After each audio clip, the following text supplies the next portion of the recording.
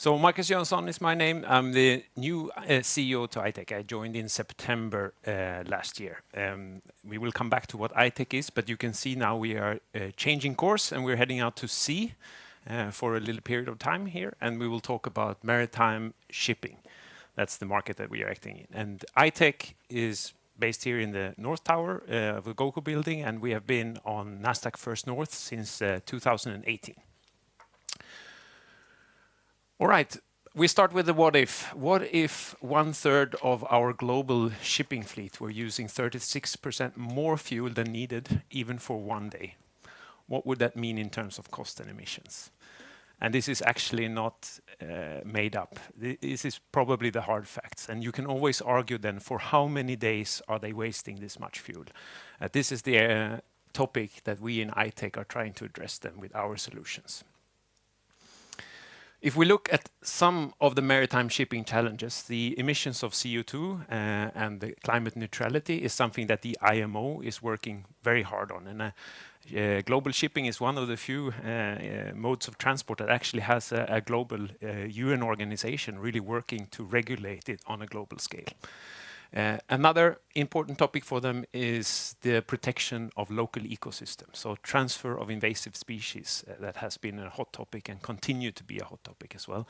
So it's not only the emissions to the air, but also the transfer of invasive species and the emissions to water. So essentially what the ships are emitting to water as well in terms of chemicals and other substances as well.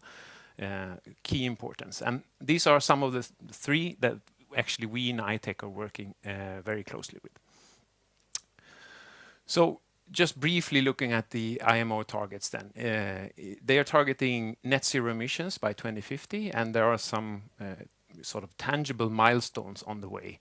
They are working, I would say, quite hard with the certification of ships in terms of energy efficiency, CII index you may have heard of, etc. But it's essentially a little bit like we see electronics that has an A, B, and C and D rating, right? It's similar for ships in how much energy they are using for their transport work, etc. Which we will see then driving energy efficiency in the business. So, and if you look also in a recent IMO report, they are sort of outlining then ways to tackle efficiency gains. I mean, the long-term goal is of course to shift fuel to renewable fuels. That is the ultimate goal, to reach climate neutrality, but there are a lot of things to do on the way. Optimized propulsion, improved hull design, but also better biofouling management. And what do I mean with that then? Well, the problem for the ship is that as soon as they are put into water, organisms start to attract to the ship's hull and they start growing there, unless you take active measures to prevent that. And as soon as you have microorganisms life adhering to the ship, that increases the resistance to water, so the friction a lot. And that's when you have the increased fuel use. So that's coming back to the 36% that I was talking about in the beginning. And really by using solutions that are available today, you could actually target then 25% of that total CO2 emissions that the global fleet is emitting today, for sure. So if we look at the market that we are operating then, it is shipbuilding and ship maintenance. So in 2024, there was around 2,000 new big commercial ships built and about 20,000 ships that went into dry dock. So they have to go in for regular and scheduled maintenance, typically every 50 years, so 60-month period. And that's usually when they replace then the protective coating that is also underwater. So that is sort of the market, and then you need antifouling coating for that. And what I-Tech is doing then is we're producing additives for antifouling coating that helps to prevent biofouling. And we estimate the market potential to be somewhere around $300 to $500 million for additives for antifouling paints. So we're only speaking about these additives. If we look at where the ships are built, you could see, it's a little bit hard to see maybe, but the blue part in the bottom here is China. It's really dominating. So 60% almost of new ships are built in China, but also still Japan and Korea are important. And for Europe, it's mainly complex and expensive cruise ships that are being built here. But still, Europe has a thriving shipyard industry still, but for highly specialized vessels. Dry dockings, also here, China is even more dominating, but also other Asian countries. And Turkey is actually important here alongside Europe. But you could say that there is a tendency at least to service the boats a little bit closer to the home market where ships are operating. So at least you see there Europe and Turkey is increasing in importance. So that is the market opportunity. The team at I-Tech, you see actually the whole company here. We are 16 individuals today focusing on innovation, sales and marketing, and of course of operations and running the business, etc. But we are a quite asset-light company, so we have outsourced our production. For the number of employees that are linked to R&D, you see that is very important to us. And that's something that I-Tech has done well, I think, over the last years, is really investing in R&D and formulation development. And that is mainly for getting close to your customers, which are the global paint companies, and we will come back to that. But essentially to be able to speak eye to eye to the technical teams at the customer that are developing these antifouling coatings, you need to have a high degree of technical proficiency. You need to know what you're talking about in terms of formulation. That's why you see we have a really strong R&D team compared to the number of employees. We have a quite good diverse teams in terms of languages and culture and so on. So having fun at work is, of course, important to us as well. If we look at our solution then, it is actually an innovation that stems out of the University of Gothenburg. And it has about 25 years ago. They were looking for new sustainable solutions for preventing biofouling on ships. And that's when they discovered then this molecule called medetomidine that then become our product, which is called Selektope. And medetomidine is coming from pharma, so it's used as a sedative for animals and humans. Today. It's a quite popular sedative. And of course, we as mammals, then we react to this molecule by falling asleep, essentially becoming unconscious. But for the barnacles that we are targeting here, barnacle is the main organism then, they actually have the opposite response. They become hyperactive.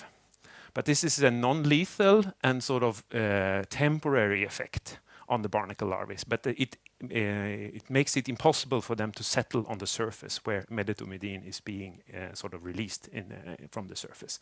You will see an example on the ship's bottom here. I will come back and show you a clearer picture later on.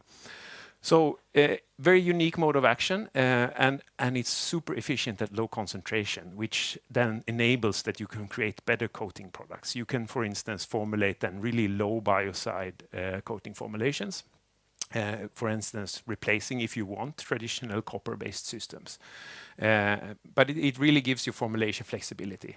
And now you could say commercial sales started around 2014. So we are now, you could say, 2 dry docking cycles after that. So the product is proving itself. And we see it's being applied then to more than 3,000 vessels out of a global fleet of about 110 vessels. So there you can see our current penetration. We have products available from 6 out of the 9 global paint companies. It's a very consolidated market. So essentially for us, 10 customers represents almost a complete addressable market, which is good. So we know we know all of the customers, and we are working with them essentially to develop products together. So why are barnacles such a challenge? Well, they, as I said in the beginning, they have a huge impact on friction and resistance on the ship. So actually, as little as 10% of these barnacles, they really impact the resistance of the ship as it's trying to sail smoothly through the water. It is thriving in most marine environments. It's not only in bio hotspots with very hot water and so on, but even here on the west coast, right? We have a lot of barnacles. And they actually act then by supergluing themselves onto the surface, which makes them really difficult to remove. So it's very hard to address this with in-water cleaning. Essentially, a diver has to go down and try to scrape it off.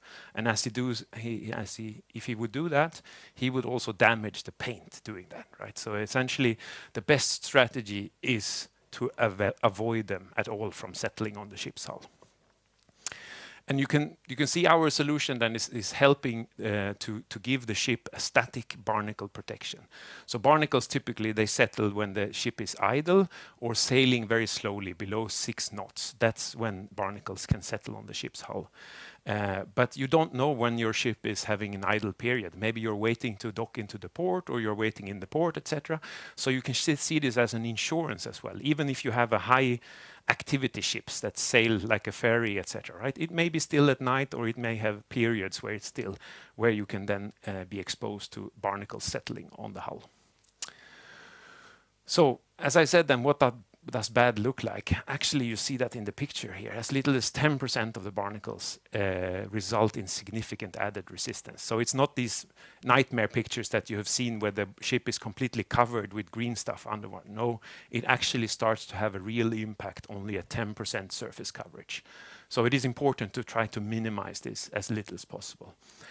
We, of course, have had several case studies where you even have demonstrated ship by ship the advantage of Selektope, so with significant fuel savings. We also conducted the recent in-docking study. So we were looking at 760 ships as they came in for dry docking, and sort of what were the conditions of the hull, etc. And there was also a ship population there that had used products with Selektope, and it was significantly better barnacle resistance, or less barnacles on the ships with Selektope. So it is amazingly effective at low concentrations. So I-Tech today then, as I mentioned, we have 10 target customers. We are in with 6 of them today with products, but there is still a lot of room to grow. Even with our biggest customer, we still have plenty of room to grow. It's a unique technology, and it's IP protected, although the original patent to use it as a antifouling additive has expired. We have a lot of formulation patents and production patents, etc., protecting the position of I-Tech. It's an asset-light sense that we are working with skillful production partners that is helping us to produce, and we focus then on the sales and marketing and distribution and promotion, of course, of I-Tech and the Selektope. And as I said, then market penetration is still very low. So 3,000 ships out of 110,000 ships. So a lot more to be done for growth for I-Tech. And if we look at the results, how it has developed, and there was the IPO back in 2018 when we ended up on the Nasdaq First North, where we received them 40 million SEK. At that time, revenue was around 30 million Swedish crowns. Profit was negative, cash flow was negative. But since then, the company has had really a tremendous journey, with a small exception, of course, of the Corona years when it was a little bit sort of slowed down in general in the business. But all in all, you see a CAGR of 36% then since the IPO. Today in 2024, we have a revenue of about 180 million Swedish crowns, gross margin 53%, and then an operating profit of 45 million SEK. Now free cash is 100 million SEK, and we are planning a dividend of 1.75 SEK per share for the annual meeting. So that is sort of the status on the financial performance, and you see operating costs then have been sort of on a declining trend, right? And something that we see also can potentially continue then with our scalable model. All right. So a general outlook on the business, we see that we have favorable market conditions in the sense that IMO is really driving energy efficiency. To invest in more energy efficient solutions is easily paying for itself, you could say, even though sort of our product is expensive as an additive, the value that it brings to a ship owner or a charterer is many times bigger than that. So essentially in fuel savings. Fuel is a sort of, besides staff and people, right? It's the biggest cost for the operators of the ship, right? We see also that our focus on regulatory processes, they continue to absorb attention and resources. So essentially our, to be compliant and to be available in the market, it takes a significant investment. You could almost compare it to pharma in terms of the dossiers that you have to submit and the time it takes to actually get regulatory approval and reapproval. We're also targeting, as we're growing now, continuous operational improvements as well. Sort of the fact that we are growing in volume means that we also have more freedom to handle our supplier base in a better way. And also then we're looking into business development. And of course, our sweet spot is complementing technologies. What else could we offer to the global paint companies that are making antifouling solutions? That we are looking into. That could be additional active ingredients, that could be other performance additives that you need in your antifouling coating for it to really perform. There are also some interesting adjacent markets to antifouling coating where sort of our knowledge of biofouling management and so on can be really useful. And we're also looking at step outs more from sort of, you could say, a business model, but the target markets are still more or less the same, but maybe with a different focus in the value chain. But these are essentially the three areas that we're looking into now, and we have, I would say then, a nice balanced business development pipeline now, and working really actively with that, and hope to be able to announce things during this year if it all pans out well. So that was in brief I-Tech, and I'm happy to receive your questions. Thank you very much. Thank you very much. If you have any questions to Markus, please raise your hand and I will, we start off. All right, I don't have a ship, but I have a little boat that I will paint in a month or so. Will this be too expensive, or why aren't you on the private market? Yeah, we are in the private yacht market in some markets. The problem is a little bit regulation here. So, you know, Europe tries to have a regional legislation also for the sort of leisure boat market, but in reality, we actually have a lot of sub-regulations, etc. So it's smaller, fragmented markets, and it's difficult for us, you could say, to be available everywhere in leisure boats, right? Okay, so it's different. France have a regulation and Sweden one, even though we are part of the EU. Is that what you mean? Even though we are part of EU, we strive for the same legislation. Actually, for leisure boats, we haven't been able to agree. So there is sort of legacy legislation that is driving that. So you had to go to Greece, for instance, if you want to find a product to paint with Selektope, unfortunately. Too bad. I'm hoping to skip that once in a while.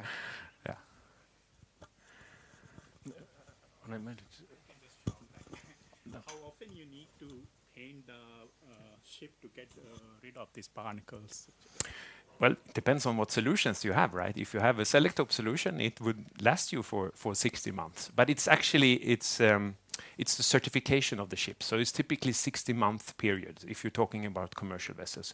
You can also do a shorter scheme of 3 years instead of 5 years, but most, I would say the majority of the ship owners choose 60-month period to repaint it, which is very difficult for, different from the leisure boat market where you have to do every year essentially, right? Wait a second. Thank you. Just to follow up on this gentleman's question, why would you not be accepted? I mean, you're not a biocide, so you should be more environmentally friendly and shouldn't have a problem with that, you would have thought. What is a biocide? I will ask them. Biocide is mainly a regulatory framework. If I sell you something to control an organism, it is by definition a biocide. So even though it's much more environmental friendly, it's non-lethal and temporary, it's still a biocide, right? So you're still in that. And that means you fall under, for EU, it's called biocidal product regulation, right?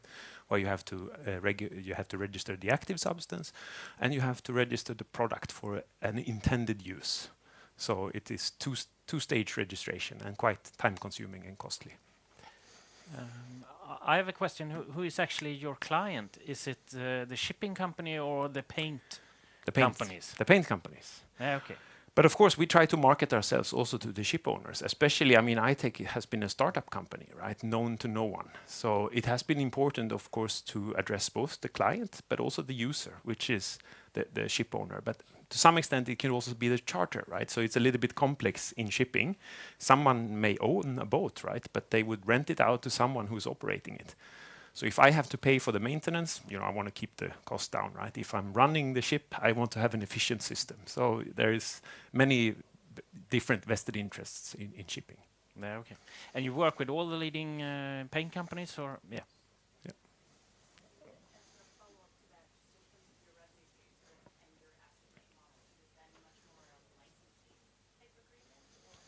Yeah, licensing a part, but that is mainly to our IP, right? So and the trademark, etc. But of course, we sell them the product as well, then, right? Yeah. Yeah, OEMs. Yeah. Previously, some problem with the EU with the biocide. How have that developed, or have you got any decisions? It's still ongoing. We're talking about the renewed license in Europe, right? So Selektope is on the market in Europe today, and we have, of course, applied for a new license. And here, there is back and forth, and we are still under discussion with the EU. Of course, this can have impact to our business, but I want to say also that Europe represents 3% of our sales. Asia is 97% of our sales. So just also to put things in perspective. One question.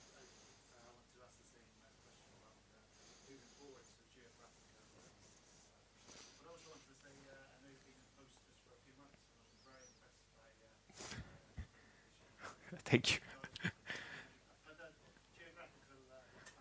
Yeah. As you saw in the slides, shipbuilding and ship maintenance is mainly an Asian affair if you talk about volume, right? And today, Korea and Japan are sort of our biggest markets. China is important, but here is a huge unlocked potential as well. So Asia in general is important to us. Another segment that we have talked about also is the leisure boat market, but in the US. And here we are awaiting to get sort of approval then from the EPA to use Selektope on the American or the US market. Do you see what kind of threats do you see for your? What kind of is it competition or lack of knowledge or regulation? One thing is, of course, we talked about regulatory, right, and a reapproval in EU. If we would not get a reapproval, of course, it would tarnish, you could say, the brand in a little bit, in a sense, right? It may not impact sales short term, but definitely medium and long term, it could have an impact. Threats, I mean, we don't have direct competition today. As I mentioned, we have a quite strong IP portfolio. There is, of course, indirect competition, other type of product solutions that do a similar job, but we think, from a cost efficiency standpoint, we are really in a good position. But of course, you could say a number of years down the road, we cannot exclude that there could be direct competition for the solution. We saw in your graph that your operating costs has gone down quite a lot. Going forward, is that stable, or what kind of investments do you see going forward? We'll aim to improve it a little bit more if we can, right? Yeah, and as I said, also, operational improvements, right? We are looking at further improving this going forward. But yeah, of course, there is a limit. And acquisitions, is that something you look at? It's part of the opportunity portfolio, you could say, various types of acquisitions.